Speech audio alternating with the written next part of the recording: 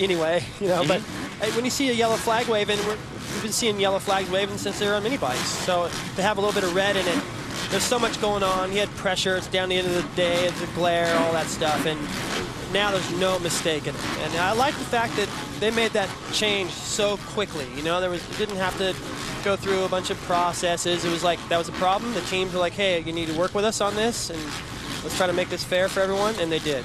Yeah, and big-time racing, making a change in 7 days doesn't always happen. Our starting lineups at the top. The revs are up. Let's go racing here in Texas. Moto number 2. And it's the 800, of course, headed into the first turn first. A bunch of riders piled up. Tedesco, who was up there in Moto 1, was stuck in that pile. There you see the number 9 just getting going.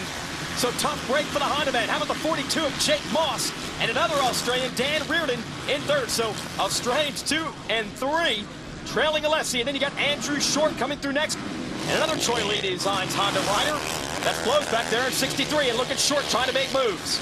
Yeah, Reardon just forced his way into second place right there. That was a good move. A lot of traffic right now. Just up, Chad's kind of buried in the pack. Tedesco's way back. And Andrew's got an opportunity here to try to sneak an overall win in front of his hometown crowd, but he's got to get around Reardon and Moss in this first lap. If he can't put these guys away quickly, just the way that Alessi has been doing, or probably would, then it's just going to make his job even harder. Alessi will have a lead, and I don't know if he can eat into that. It's amazing what Mike Alessi is able to do, not just getting the starts, but how fast he can go early in the races. And they're all still using that extreme inside left-hand line into that left-hand corner. There's Alessi getting away from Dan Reardon, who's in the number 2 position. This is the best start we've seen Reardon get in the 450 class. And Reardon doing his best to try to keep Alessi in sight, as well as Jake Moss in third. And then you see Short trying to fight his way into that number 4 spot. Right now, Mike Alessi going to work. That's his office. He likes to be up front early. Yep, I get the sense from the people around Reardon that they're going, probably right this moment, okay, now you guys are going to get to see what we've seen down in Australia. There's Mike's girlfriend, Danielle. She's pumped, but nervous at the same time. Like we said in our first moto, we had coverage of that at allysports.com. We've seen him win a lot of races, leading early, but there have been occasions where riders have caught Mike Alessi. And last week, he led early in the first moto and crashed in the first lap. So that's why Danielle's a little concerned there on the side of the track, hoping Mike can carry this all the way down to the end. 30 minutes and 2 laps. Plenty of racing left. But right now, you see he's got the red background. That's the points leader in the series. We've got a replay here. This is what it's like off the start if you don't get the good start like Mike Alessi. Look at that. That's Tyler Bowers on the 911 down. It's crazy back there if you're not up front. Yeah, he got away with that pretty good physically speaking. I mean, that looked like it could be a slap down, and you know, then he'd be in the way of other riders. Man, Mike clipping that. Did he just clip that? He clipped the Scott Banner, absolutely. Glanced down for a second, glanced up and went, wait a second. And don't be doing the last week having the lead and crashing in the first lap. He's just like, what happened? Like, it's so weird to him that he would make a mistake. Watch his handlebars, throttle side with the front brake. Whoa! Now you know why Danielle's on the side of the track will be more nervous than happy over this. See that. Yeah, don't get the cameras down there. That'd be a thumbnail missing. Exactly. But what's missing is competition right now for Alessi. He has already pulled away big time from that huge pack of Honda riders. And like we said, it's not just the starts. It's the fact that Alessi feels like he belongs up front and he will do this type of business. Short trying to move with him. And there's Chad Reed for the first time. Yep, Short made one of the moves, and the fact that he hasn't got around Reardon isn't as big of a deal as I thought it may be, because Reardon is flying. He's going really fast, but not as fast as Alessi up front. And you know, I was talking about earlier in the day, how would you like to be Chad Reed and know that in order to win this championship, you're going to have to catch and pass Mike Alessi every single moment. It just wears on you, and it makes you more nervous at the start, going, man, I really, really need a start.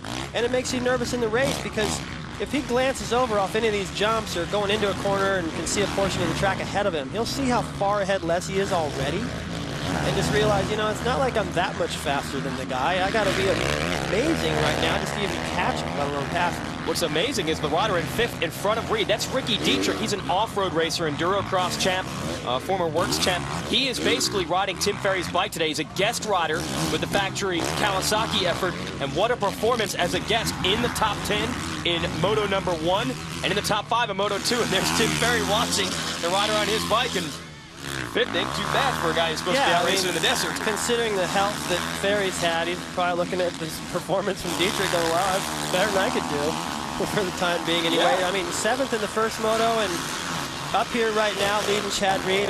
You know, I talked about earlier, he must be in heaven right now, and if that could get any better, it just did. Well, Dietrich has an off-road race scheduled next Sunday, but he has told Kawasaki he's willing to race at our next round at High Point, Pennsylvania on Saturday and fly the red-eye out to Washington State to race the off-road race on Sunday. Let's go down to Aaron. She's got a report on Tim Ferry. Aaron? Well, guys, Tim Ferry is sitting right here on the sidelines watching his replacement rider, Ricky Dietrich, up there. Tim, how did this come about? Do you know Ricky, and what are your standards for him? You know, I don't know Ricky that well, but you know, obviously he did good at Glen Helen, won Moto, and he's a Kawasaki guy, so he did really good the first Moto 7. I think that's awesome, and running in 5th right now. So we see you sitting here on the sidelines. When can we expect to see you back? Right now, it's just kind of week to week. I'm definitely not going to be back to Mount Morris. We're going to start doing some riding again next week and just try to get healthy and get back up front again. Get yourself healed up. We look forward to seeing you back. All right, thanks, Aaron. That's tough. Tim Ferry, a fan favorite out here. He carries the flag for veteran riders over 30 years old. Just a lot of bad luck this year with injuries. Good move by Kawasaki to pick up Dietrich. They've also got Brandon Jessamine in the field who's riding Villapoto's bike, so they've got sponsors and they need to represent for them. And Dietrich definitely doing that right now, giving him some TV time running in the top 5, and I don't see the challenge from Chad Reed right now. No, and he's probably, you know, I'm wondering, Jason, I have a feeling that Chad is probably surprised right now, and like, man, I thought that I was going to be able to like come into this outdoor season without really putting that much emphasis in it and testing and all that, and maybe not beat Villapoto, but pretty much handle the rest. And I know Mike Alessi's story, he's fast off the gate, but I'll catch him eventually. And man, it's not coming together. 5th the first moto with the fall. He's looking at the back of a 3-digit guy going, who the heck is this guy ahead of me right now? You might not really know who that is. Enduro cross or something? Should he be in the desert right now? I mean, it's, I don't know if, you know, talking about Chad finding his speed is like, I'm not sure. I can't trust myself. Is that hope, or is that because I really think he's going to? It's for sure a little bit of both. Yeah, everyone wants to see Reed mix it up with Alessi and these guys up front, but he's struggling right now in 6th. But we're just getting started here from Texas. Stay with us on Speed. Well, perhaps you're watching Speed live last night or coverage of the NASCAR Camping World Truck Series, because Ricky Carmichael was here in Texas to race, not on a motocross bike, but in his truck, running a part-time season in his rookie year in this truck tour. Not too bad. Ricky takes 11th last night. I mean, look in that truck, man, that's a lot of stuff in there. It's more than a throttle, a clutch, and a brake. Yes. He did a good job. Ricky's had some trouble completing all the laps. He's been in some wrecks, but there was a solid, consistent night for him, and the pit crew did a great job moving him through traffic. So Ricky's got one in the books. He's out here watching today. Let's hear from Ricky about his drive, last night. They got some good stuff, man, and glad to finally finish. I did what I needed to do. I lost so much track position. Told the guys I was sorry about that, but just nice to finish and get some momentum.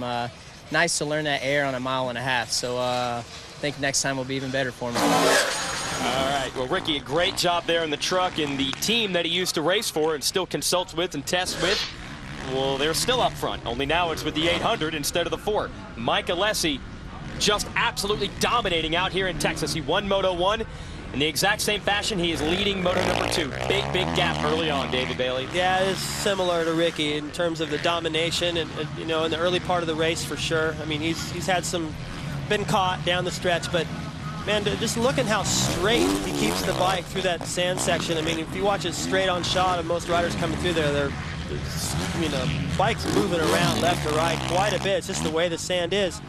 And that's one of the squirrelier runs Mike had through there, actually. He's kind of in this cruise mode right now, where he's going fast, and I'm not saying he's not trying, it's just that it's coming real easy to him. A 15-second lead right now, so he's just picking away 2 or 3 seconds a lap faster than everyone else. And, you know, that's what Carmichael did. He'd get out front soon, whether it was a start or not, and do everything right. Mike does everything right. And he occasionally goes off the track like Ricky used to.